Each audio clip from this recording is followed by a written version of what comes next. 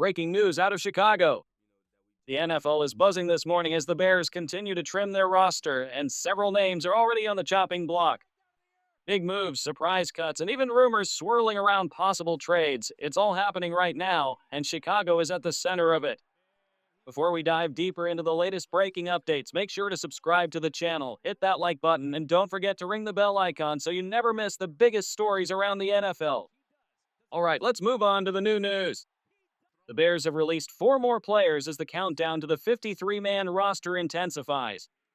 Some names were expected, but one cut in particular has caught fans off guard. And beyond that, questions are rising. Could a former Pro Bowler still find his way onto this roster? Could a trade be brewing? We've got all the details, and you'll want to stick around to hear which players could still be in danger before today's deadline. One name that stands out is J.P. Richardson. While he didn't survive final cuts, insiders believe he's a strong candidate to circle back onto the practice squad. Richardson flashed during camp, showing quickness, sharp route running, and some return ability, but as competition heated up, he slipped behind in a crowded wide receiver room. If the Bears want depth and versatility, don't be surprised if he finds his way back in Chicago sooner rather than later. At long snapper, the picture is now crystal clear. With rookie Luke Allen waived, Scott Daly officially locks down the role. That battle is over. Now let's step back and look at the bigger picture. Chicago has now made 22 cuts in total. Among those names, Samori Toure, Royce Freeman, Caleb Hayes, Xavier Carlton, and Austin Reed, just to mention a few. 3 more players, Terrell Smith, Sean Wade, and Dorian Hankins, are headed to season-ending IR, while Frazier lands on the reserve/NFI list, keeping him sidelined for at least 6 weeks.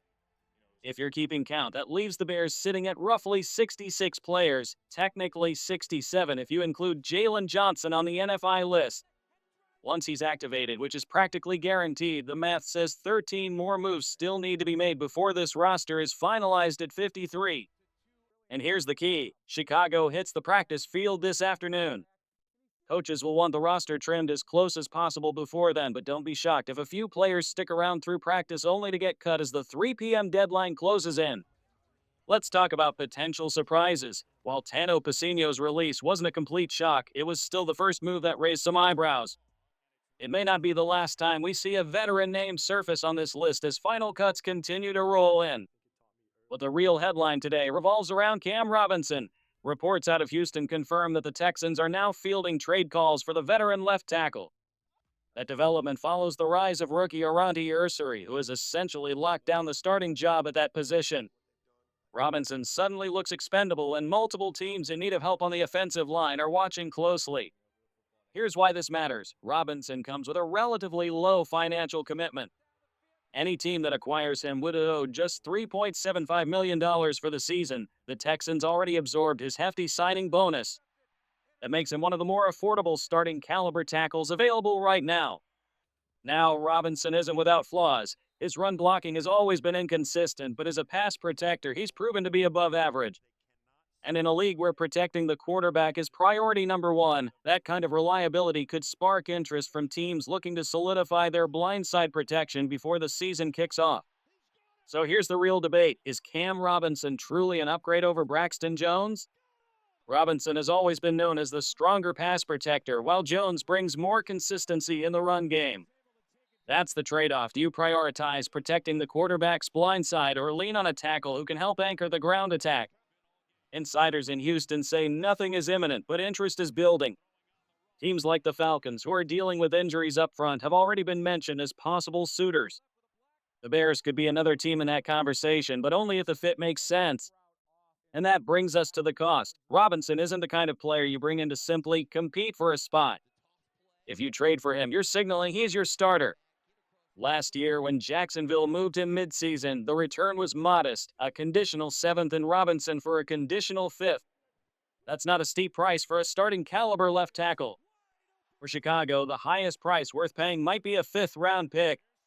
Anything beyond that feels unnecessary unless Robinson is viewed as a long-term answer.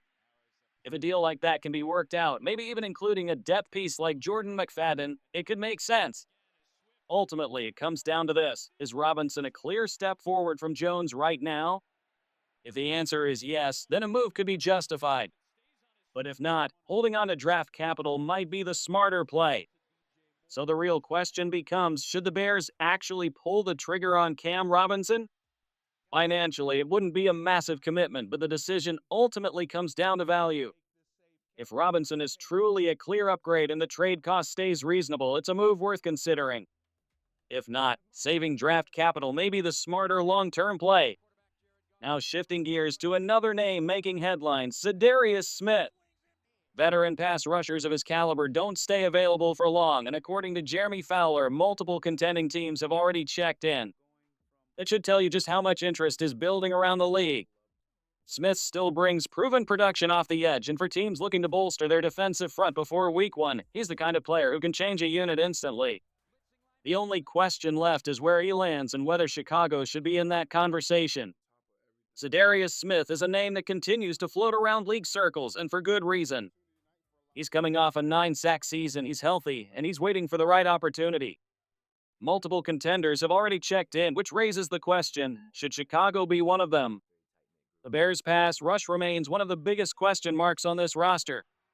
Depth is thin, injuries have already started to chip away at the rotation, and the production so far has been underwhelming. Austin Booker is sidelined, Dominique Robinson has yet to show consistency, and while Montez Sweat flashed at times, he hasn't generated steady pressure in preseason action. Even the high-priced additions haven't lived up to the early investment.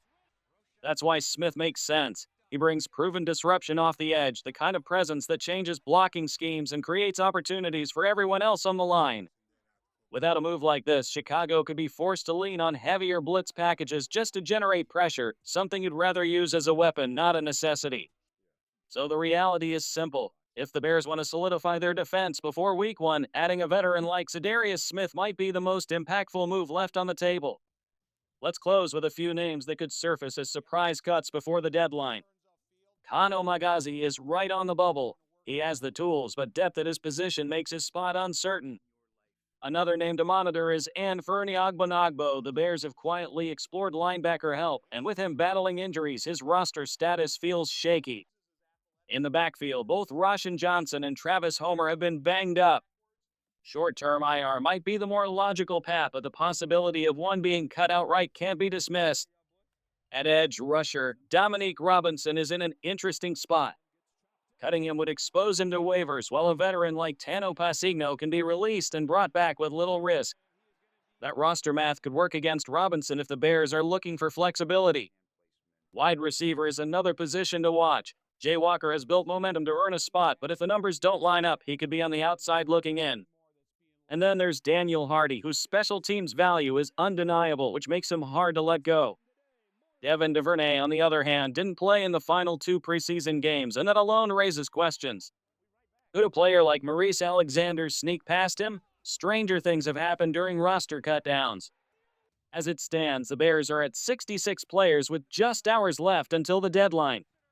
13 more moves need to be made, and with every cut, there's potential for a surprise. One thing is certain, this roster is far from finished, and the next few hours will shape the opening day lineup in a big way.